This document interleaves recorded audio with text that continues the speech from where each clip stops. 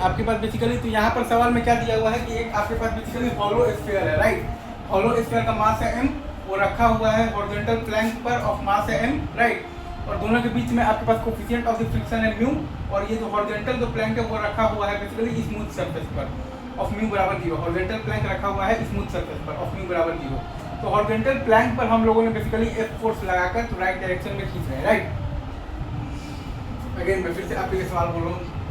Hollow sphere of mass m रखा हुआ है हॉरिजॉन्टल मतलब प्लैंक ऑफ मास m पर, और दोनों के बीच में आपके पास कोफिशिएंट ऑफ द फ्रिक्शन है म्यू, और ये जो हॉरिजॉन्टल जो प्लैंक है वो रखा हुआ है आपके पास बेसिकली स्मूथ सरफेस पर म्यू बराबर 0 पर।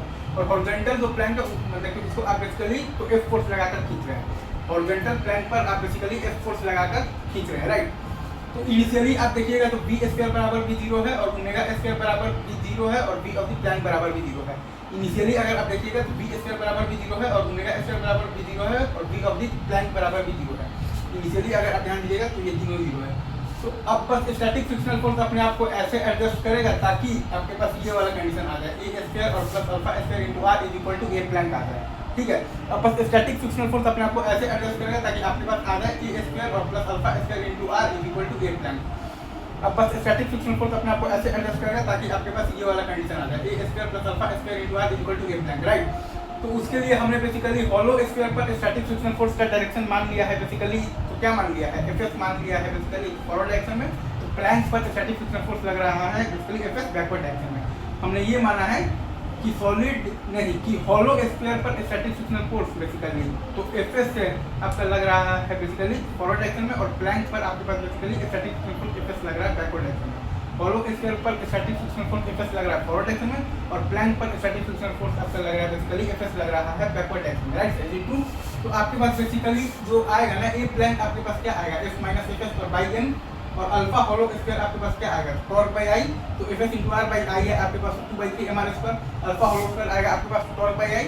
तो मतलब कि Fs into r by I है आपके पास 2/3 mr स्क्वायर, तो 3Fs into r by 2mr मतलब कि स्क्वायर फाइनली क्या आ गया है 3Fs इंटू r बाई आ गया है 2mr स्क्वायर। और a स्क्वायर आपके पास क्या है basically Fs by m, a square आपके पास क्या है बेसिकली Fs बाई m। तो प्योर रोलिंग का कंडीशन क्या है कि a square plus alpha square into r is equal to a plank. Pure rolling का कंडीशन क्या है कि a स्क्वायर और plus alpha square into r is equal to a plank. Pure rolling का कंडीशन क्या है कि मतलब कि a स्क्वायर और plus alpha square into r is equal to a plank. तो वहां से आपके पास आ जाएगा Fs बाई m और प्लस आ जाएगा 3Fs r square by 2mr square, और ये बराबर है आपके पास बेसिकली f माइनस Fs और बाई m के।